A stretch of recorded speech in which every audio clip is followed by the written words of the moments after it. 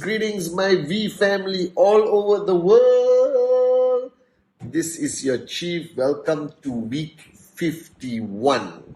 All right, and I'm back in my Wednesday message location, and I wanted to show you my fridge.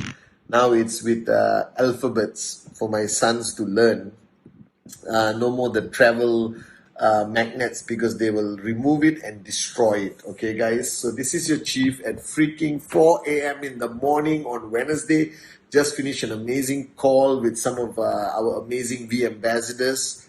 All right, and I was just thinking, just before switching on record, what I wanted to share with you guys. Okay, this is week 51, the countdown to the closing of your TAT year of 2022. You have basically 51, 52, all right? And then we jump and leap into a brand new year called 2023, which I'm calling the year where you define your legacy, okay? And I was just thinking what to tell you guys today, and I wanted to address something which I used to a lot, okay? A lot of people, and this applies to everyone brand new and everyone who's been around for a long time, just listen, okay? This is your Chief at 4 in the morning, okay? Talking to you from my heart to yours. And I want my Wednesday messages to be something that you gain something from. And today I want to talk about you, right? You, the networker, the entrepreneur, all right? The downline of Japa and Dato Sri Vijay, our great founders and uplines. Now, this journey of ours in networking, okay? And I'm sure by now all of you have clarity with regards to your dreams, what you want to achieve, your financial goals, and the ultimate goal of reaching a point where you never have to worry about money anymore, called financial freedom, where you take control back. And along this journey, I have addressed what you're supposed to do. By now, you don't know it. You haven't watched enough videos from me or Japa or Dato Sri or the V partners. I talk about the potential challenges you're going to face, because that's the reality of any entrepreneur in any industry, all right? Becoming financially free is not an easy task, okay? And it requires you to overcome challenges. But ultimately, it's still up to you, okay? I remember these words. If it is to be, it is up to me. If it is to be, it's up to you. And you have to understand, ultimately, you have one enemy, all right? Your greatest challenge is not outside of you. It's not the media, the Google, the governments, the lack of regulation of the industry. All these have existed for a long time, and it will continue to exist. And if you have intelligent downlines who have common sense, they will know how to handle this. And if you have intelligent prospects and you explain the business well enough, all right, and they go back and Google and they see something negative, they should have enough information from the presentation to prepare them for what potentially they're going to hear or see online, all right, which is written by morons, okay? But that's the fact of any journey of entrepreneurships. There will be challenges, but your greatest enemy, and I've realized this myself over 25 years, all right, and Dato Sri Vijay has hammered this point home to me every single day. You have only one enemy, Pathman. Your greatest challenge is not outside, it's what you see in the mirror. Now, when I look in the mirror, I see the drop-dead gorgeous Chief Pathman Senathirajah, but I also see my enemy. Our greatest enemy is how we think, all right, our paradigms, okay? So, for example, okay, the first rule of becoming successful is the ability to remove all self-imposed limitations, all right? Because I have come to realize that you're born with limitless mindset. And I have a young son today, he's 2 years old, and he is limitless. He believes he can climb the cupboard and fly off the cupboard. Now, I don't recommend that he do it, but you can see his thought process. Today, he was lifting a box, which is clearly too heavy to lift. But his attitude towards lifting it was just like, oh. And he looks at me and says, Papa, heavy. And he keeps trying and doesn't give up. And he cannot understand why he can't lift this box, because he doesn't have enough knowledge that the box weighs too much or too much heavier than him, that he can't lift it. But there was no limitation in his mind. And I realized at that point that all of us are born limitless. And along the journey of life, due to who we listen to, our environment, our schooling system, our families, our circle of influence, what we watch on TV, what we read in the news. I never watch news. I never read newspapers. All right. It imposes limitations on you. All right. And the only way you're going to be successful is to try your best to reach back to the mindset of my son. Limitless. I can do anything. Right? And nothing is going to stop me. Now, this may sound very simple and very logical, but it's the hardest thing to achieve. You are your greatest limitation.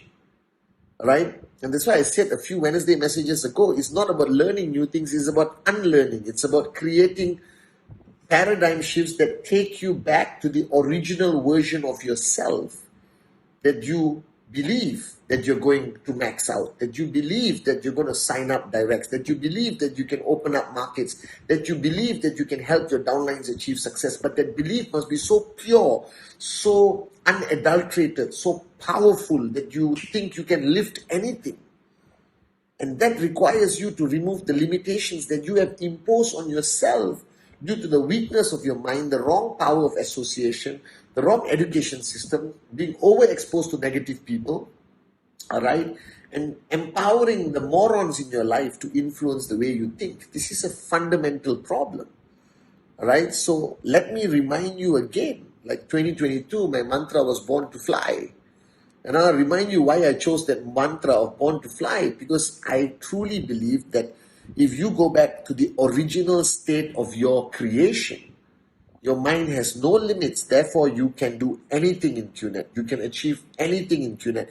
If you went back to that state, the problem is your mind is corrupted, it's full of garbage. You literally now have to take out your mind, scrub it, clean it, and put it back to reach that original version. So you are a moron, and I'm saying this with love, because you are born to be a max out king and queen. That's the funny thing. We were all born to achieve limitless success.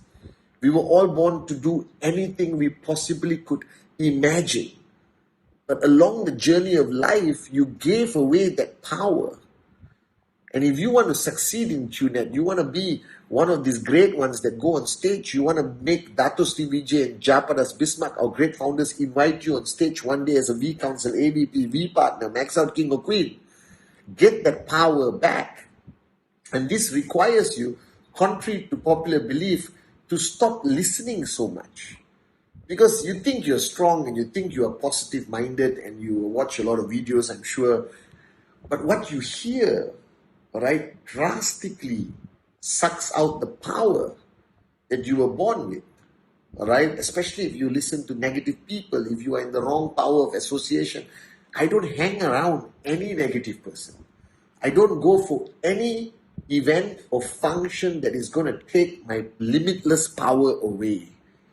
I stay in the zone of people like Dato Sri Vijay, Japa. Even in my family home, I don't allow the news to be switched on. I don't allow any form of negativity to be spoken about. This is going to impact my children.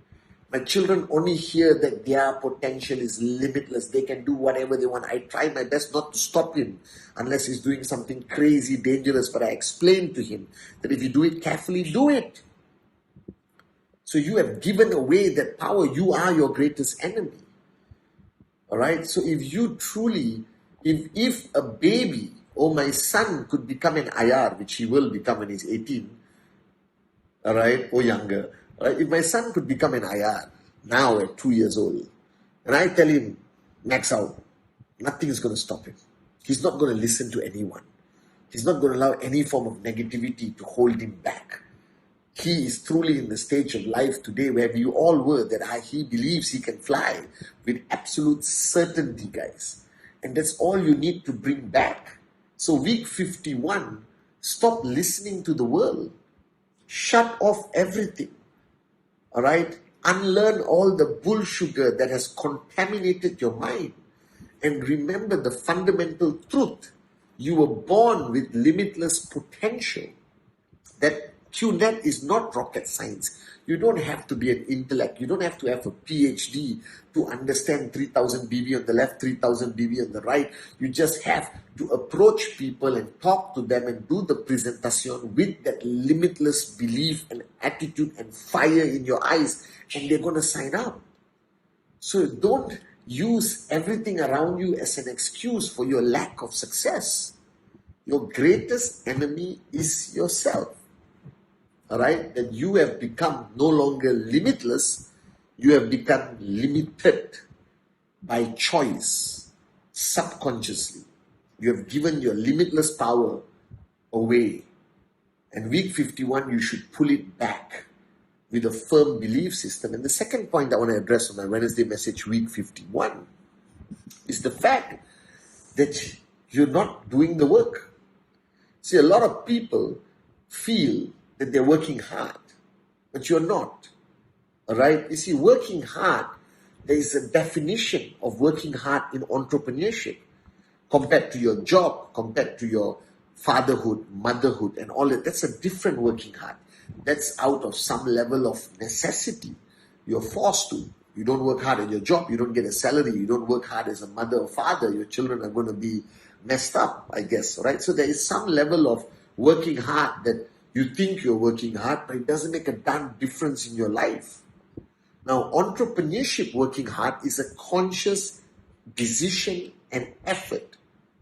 So now, whoever is listening to this Wednesday message, if you think you're putting in 12 hours, 14 hours a day on presentation, training, follow through, power of association, it still doesn't mean you're working hard, because working hard in entrepreneurship is working hard with a different level of intensity.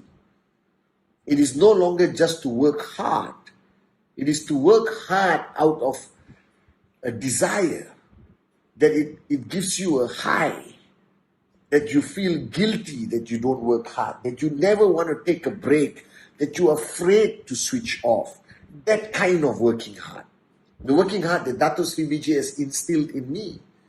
I work hard today. I'm financially free, guys. You know, people who are close to me think I'm a moron.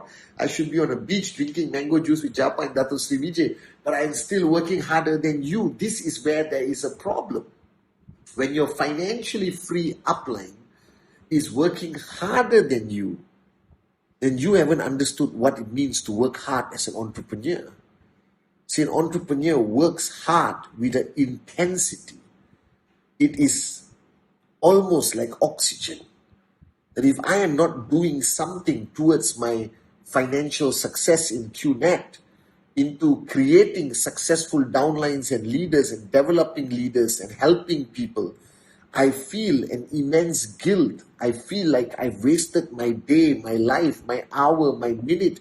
I get stressed out. I can't sleep at night. You understand? I call Dato Sri Vijay and I ask him, Anet, today I don't think I did enough.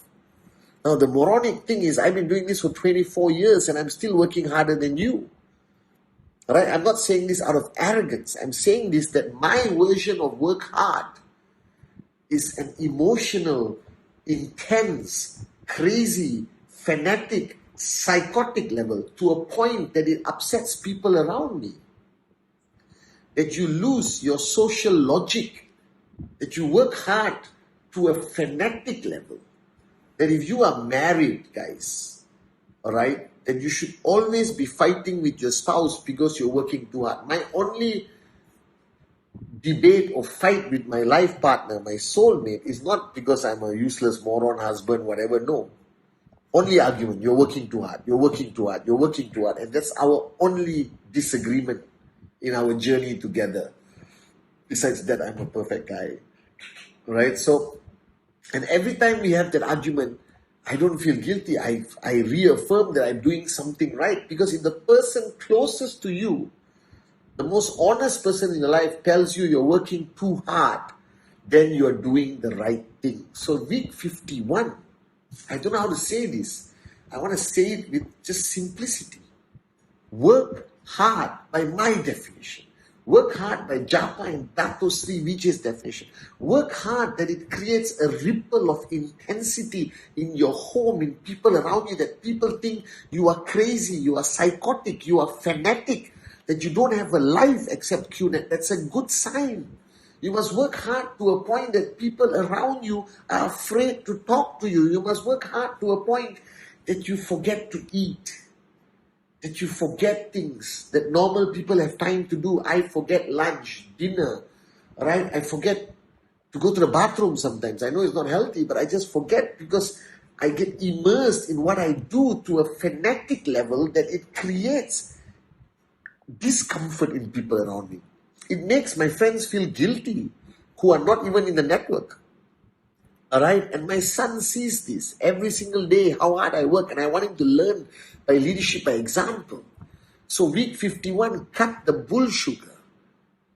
All right, work hard in whatever you do. I want you to raise that intensity to the point that your spouse hammers you because you are too engrossed in building this platform, this future, this organization for your children.